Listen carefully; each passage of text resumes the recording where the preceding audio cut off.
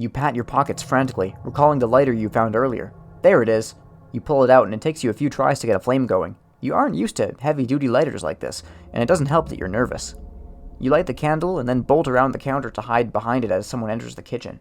You catch a distorted reflection of a large yellow chicken in the industrial-sized chrome refrigerator door. From that vantage point, you watch Chica approach the cupcake with interest. Something overcomes you, and you begin singing Happy Birthday softly.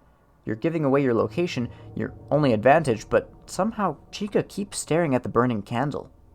When you get to the part where you name the birthday person, a name pops into your head. Happy birthday, dear Susie.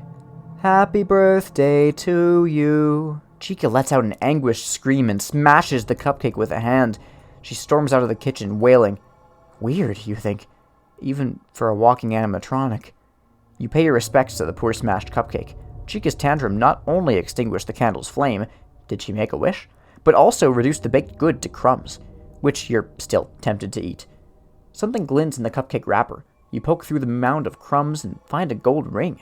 It's heavy, not like the plastic gold-painted trinkets you can get from the vending machines or the prize counter. How did it get here? You wonder if it belonged to the baker who made the cupcake. The ring could have slipped off a finger and into the batter. There are no inscriptions or identifying marks. It's just a plain gold wedding band. Well, you can always check with the staff tomorrow to see if anyone's missing it, and if no one claims it, it should make a nice little parting bonus for you, or a souvenir for you and your daughter. Add gold ring to your inventory. You make it back to the security office without encountering any more animatronics, but you don't get comfortable. You can't stay long with that bloody mess in Party Room 2, but there's always time to sweep the cameras for trouble. Freddy is missing from the stage, but Bonnie and Chica are back there already. Chica has stains around her mouth, but the black and white video makes it hard to identify what it is. Could be frosting from the cupcake she found in the kitchen. Yeah, that must be what it is. Even Foxy's still hiding out in Pirate Cove.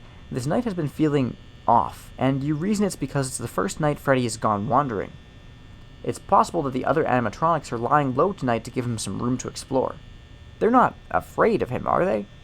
You can't pick up Freddy on any of the cameras, but you do hear his music playing in the kitchen. It's a popular spot tonight. Satisfied that you're only taking a minimal risk as long as you steer clear of Freddy's music, you stop by the supply closet for the second time tonight. You grab a mop, some cleaning products, and a bucket. Something rattles inside the bucket. You steel yourself for something traumatic, like a dismembered body part or a small dead animal, and look inside. A pink water pistol is at the bottom of the bucket. It's the kind of toy they give away at the prize counter if you turn in enough tickets. A cheap toy that probably won't work right and will cease working completely after playing with it for just a few times. You know they buy these things in bulk for pennies apiece and then make several dollars of profit off them.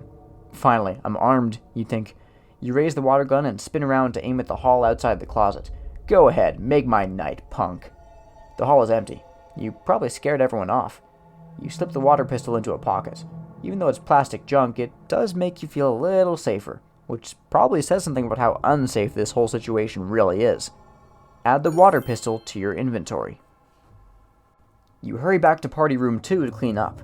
The puddle on the floor has dried some, so it hardly even resembles blood anymore as you apply the mop and bleach and add some pine-scented shine to the red and blue tiles.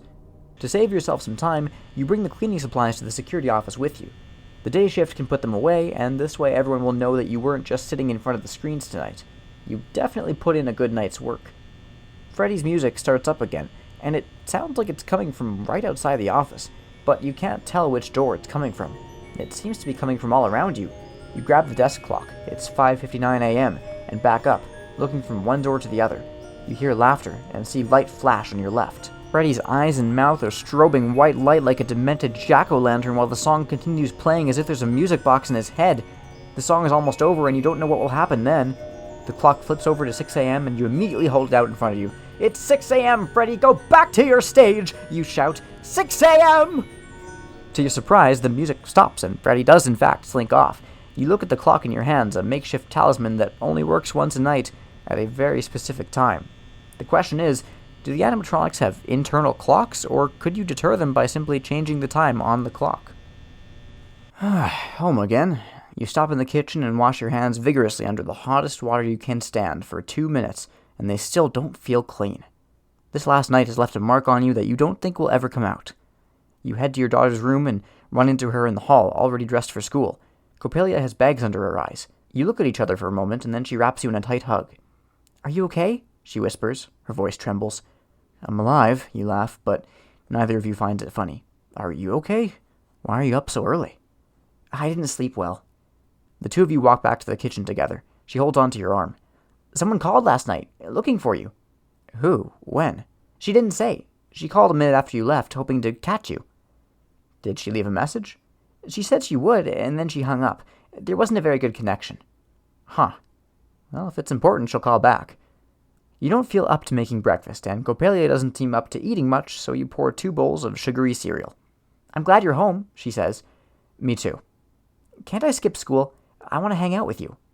You're tempted, but she needs to go to class. That's what kids do, right? Just like how you have to work. "I don't think so. Not today, sweetie. I need to sleep anyway." "Go ahead. I just want to be around you." "Staring at me while I sleep? Sounds creepy."